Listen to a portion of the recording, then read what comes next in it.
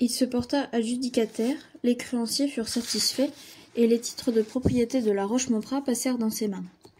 La petite garnison des Maupradt, composée d'aventuriers de bas étage, avait subi le même sort que ses maîtres. Elle était, comme on sait, réduite depuis longtemps à très peu d'individus.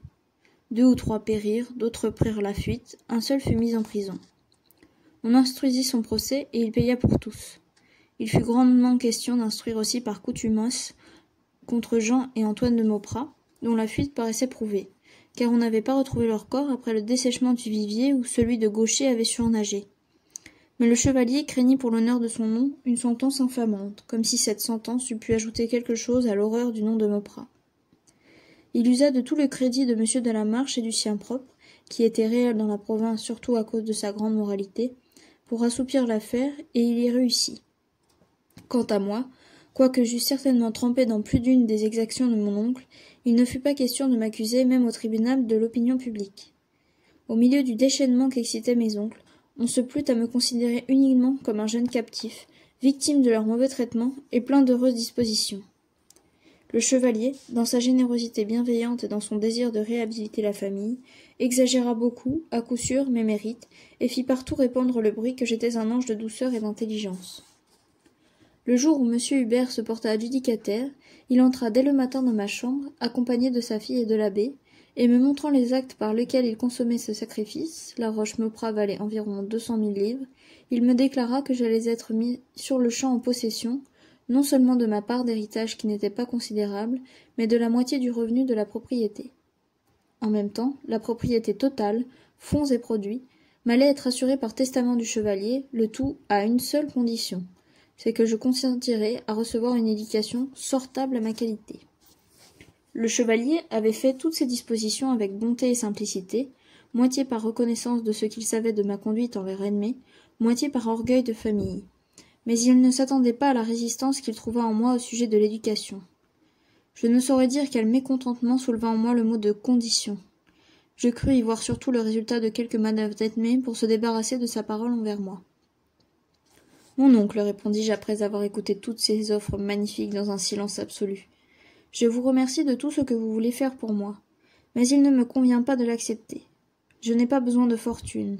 À un homme comme moi, il ne faut que du pain, un fusil, un chien de chasse et le premier cabaret qui se trouvera sur la lisière des bois. Puisque vous avez la complaisance de me servir de tuteur, payez-moi la rente de mon 8e de propriété sur le fief et n'exigez pas que j'apprenne vos sornettes de latin. Un gentilhomme en sait assez quand il peut abattre une sarcelle et signer son nom. Je ne tiens pas à être seigneur de la Roche-Maupradt, c'est assez d'y avoir été esclave.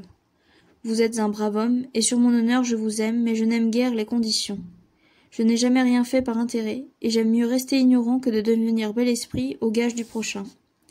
Quant à ma cousine, je ne consentirai jamais à faire une pareille brèche dans sa fortune, je sais bien qu'elle ferait volontiers le sacrifice d'une partie de sa dot pour se dispenser. Edmé, qui était restée fort pâle et comme distraite jusque-là, me lança tout à coup un regard étincelant et m'interrompit pour me dire avec assurance. « Pour me dispenser de quoi, s'il vous plaît, Bernard ?» Je vis que, malgré son courage, elle était fort émue, car elle brisa son éventail en le fermant. Je lui répondis avec un regard où l'honnête malice du campagnard devait se peindre. « Pour vous dispenser, cousine, de tenir certaines promesses que vous m'avez faites à la Roche-Maupradt. » Elle devint plus pâle qu'auparavant, et son visage prit une expression de terreur qui déguisait mal un sourire de mépris. « Quelle promesse lui avez-vous donc faite, Edmé ?» dit le chevalier en se tournant vers elle avec candeur. En même temps, le curé me serra le bras à la dérobée, et je compris que le confesseur de ma cousine était en possession de notre secret. Je haussai les épaules, leur crainte me faisait injure et pitié. « Elle m'a promis, repris-je en souriant, de me regarder toujours comme son frère et son ami. Ne sont-ce pas là vos paroles, Edmé, et croyez-vous que cela se prouve avec de l'argent ?» Elle se leva avec vivacité, et me tendant la main, elle me dit d'une voix émue. « Vous avez raison, Bernard, vous êtes un grand cœur, et je ne me pardonnerai jamais si j'en doutais un instant. » Je vis une larme au bord de sa paupière, et je serrai sa main un peu trop fort sans doute, car elle laissa échapper un petit cri accompagné d'un charmant sourire. Le chevalier m'embrassa, et l'abbé dit à plusieurs reprises en s'agitant sur sa chaise. « C'est beau, c'est noble, c'est très beau. On n'a pas besoin d'apprendre cela dans les livres, ajouta-t-il en s'adressant au chevalier. Dieu écrit sa parole et répand son esprit dans le cœur de ses enfants. Vous verrez, dit le chevalier vivement attendri, que ce Maupradt relèvera l'honneur de la famille. Maintenant, mon cher Bernard, je ne te parlerai plus d'affaires. Je sais comment je dois agir, et tu ne peux pas m'empêcher de faire ce que bon me semblera pour que mon nom soit réhabilité dans ta personne. La seule réhabilitation véritable m'est garantie par tes nobles sentiments. Mais il en est encore une autre que tu ne refuseras pas de tenter. C'est celle des talents et des lumières. Tu t'y prêteras avec affection pour nous, je l'espère, mais ce n'est pas encore le temps d'en parler. Je respecte ta fierté, et tu veux assurer ton existence sans condition. Venez, l'abbé, vous allez m'accompagner à la ville chez mon procureur. La voiture est prête. Vous, enfant, vous allez déjeuner ensemble. Allons, Bernard, donne le bras à ta cousine, ou pour mieux dire à ta sœur. Apprends la courtoisie des manières, puisqu'avec elle c'est l'expression de ton cœur. Vous dites vrai, mon oncle, répondis-je en m'emparant un peu rudement du bras d'Edmé pour descendre l'escalier. Elle tremblait, mais ses joues avaient repris leur incarnat, et un sourire affectueux errait sur ses lèvres. Quand nous fûmes vis-à-vis l'un de l'autre à table, notre bon accord se refroidit un peu d'instant. Nous redevînmes embarrassés tous les deux. Si nous eussions été seuls, je me serais tiré d'affaire par une de ces brusques sorties que je savais m'imposer à moi-même quand j'étais trop honteux de ma timidité. Mais la présence de Saint-Jean, qui nous servait, me condamnait au silence sur le point principal. Je pris le parti de parler de Patience et de demander à Edmé comment il se faisait qu'elle fût si bien avec lui, et ce que je devais penser du prétendu sorcier. Elle me raconta en gros l'histoire du philosophe rustique, et me dit que c'était l'abbé Aubert qui l'avait mené à la tour Gazeau. Elle avait été frappée de l'intelligence et de la sagesse du cénobite stoïcien, et prenait à causer avec lui un plaisir extrême. De son côté, Patience avait conçu pour elle tant d'amitié, que depuis quelque temps il s'était relâché de ses habitudes et venait assez souvent lui rendre visite en même temps qu'à l'abbé. Vous pensez bien qu'elle eut quelque peine à rendre ses explications intelligibles pour moi. Je fus très frappé des éloges qu'elle donnait à Patience et de la sympathie qu'elle éprouvait pour ses idées révolutionnaires. C'était la première fois que j'entendais parler d'un paysan comme d'un homme. En outre, j'avais considéré jusque-là le sorcier de la tour Gazeau comme bien au-dessous d'un paysan ordinaire, et voilà qu'Edmé le plaçait au-dessus de la plupart des hommes qu'elle connaissait, et prenait parti pour lui contre la noblesse. Je réussis à en tirer cette conclusion, que l'éducation n'était pas si nécessaire que le chevalier et l'abbé voulaient bien me le faire croire. Je ne sais guère mieux lire que Patience, ajoutai-je, et je voudrais bien que vous eussiez autant de plaisir dans ma société que dans la sienne. Mais il n'y paraît guère, cousine, car depuis que je suis ici... Comme nous quittions la table, et que je me réjouissais de me trouver enfin seule avec elle, j'allais devenir beaucoup plus explicite. Lorsqu'en entrant dans le salon, nous y trouvâmes M. de la Marche, qui venait d'arriver et qui entrait par la porte opposée. Je le donnai, dans mon cœur, à tous les diables. M. de la Marche était un jeune seigneur tout à fait à la mode de son époque. Épris de philosophie nouvelle, grand voltairien, grand admirateur de Franklin, plus honnête qu'intelligent, comprenant moins ses oracles qu'il n'avait le désir et la prétention de les comprendre, assez mauvais logicien, car il trouvait ses idées beaucoup moins bonnes et ses espérances politiques beaucoup moins douces le jour où la nation française se mit en tête de les réaliser, au demeurant plein de bons sentiments, se croyant beaucoup plus confiant et romanesque qu'il ne l'était en effet, un peu plus fidèle à ses préjugés de caste et beaucoup plus sensible à l'opinion du monde qu'il ne se flattait et se piquait de l'être, voilà tout l'homme. Sa figure était charmante, mais je la trouvais excessivement fade, car j'avais contre lui la plus ridicule animosité. Ses manières gracieuses me semblaient serviles auprès d'Edmé. J'eusse rougi de les imiter, et pourtant je n'étais occupé qu'à renchérir sur les petits services qu'il pouvait lui rendre. Nous sortîmes dans le parc, qui était considérable et coupé par l'Indre, qui n'était là qu'un joli ruisseau. Chemin faisant, il se rendit agréable de mille manières.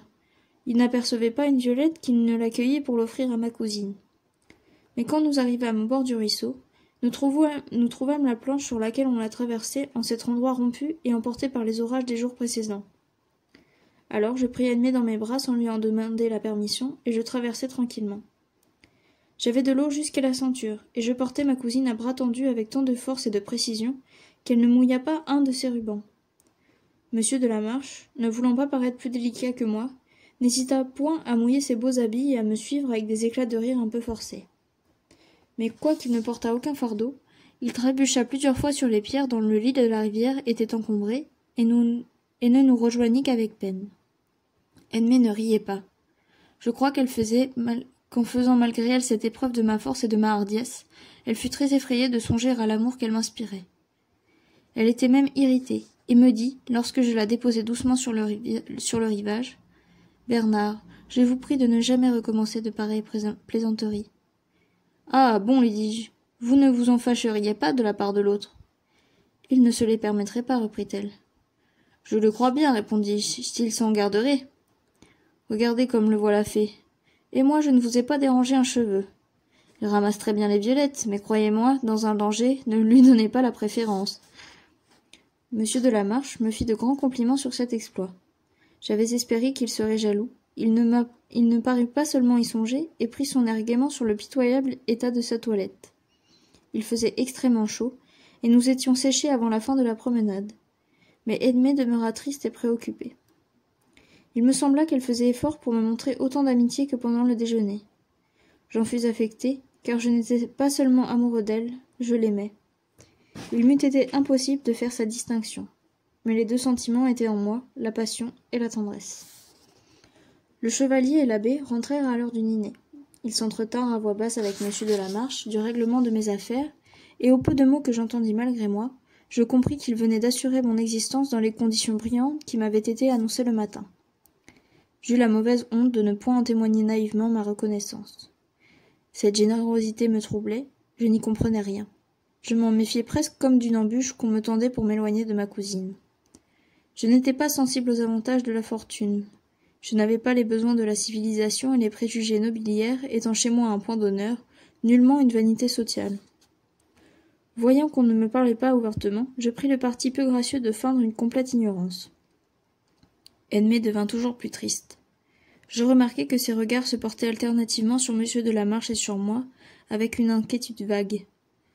Toutes les fois que je lui adressais la parole, ou même que j'élevais la voix en parlant aux autres personnes, elle tressaillait, puis elle fronçait légèrement le sourcil, comme si ma voix lui eût causé une douleur physique. Elle se retira aussitôt après le dîner, son père la suivit avec inquiétude. « Ne remarquez-vous pas, dit l'abbé en les voyant s'éloigner en s'adressant à monsieur de la Marche, que mademoiselle de Mauprat est bien changée depuis ces derniers temps. » « Elle est maigrie, répondit le lieutenant général, mais je crois qu'elle n'en est que plus belle. »« Oui, mais je crains qu'elle ne soit plus malade qu'elle ne l'avoue, répartit l'abbé. Son caractère est aussi changé que sa figure. Elle est triste. »« Triste ? Mais il me semble qu'elle n'a jamais été aussi gaie que ce matin. N'est-il pas vrai, monsieur Bernard ? C'est depuis la promenade seulement qu'elle s'est plainte d'avoir un peu de migraine. »« Je vous dis qu'elle est triste, reprit l'abbé. Quand elle est gaie maintenant, elle est plus que de raison. Il y a quelque chose d'étrange alors et de forcé en elle, qui n'est pas du tout dans sa manière d'être accoutumée. Puis un instant après, elle retombe dans une mélancolie que je n'avais jamais remarquée avant la fameuse nuit de la forêt. Soyez sûr que les émotions de cette nuit ont été graves. Elle a été témoin en effet d'une scène affreuse à la Tour Gazeau, dit monsieur de la Marche.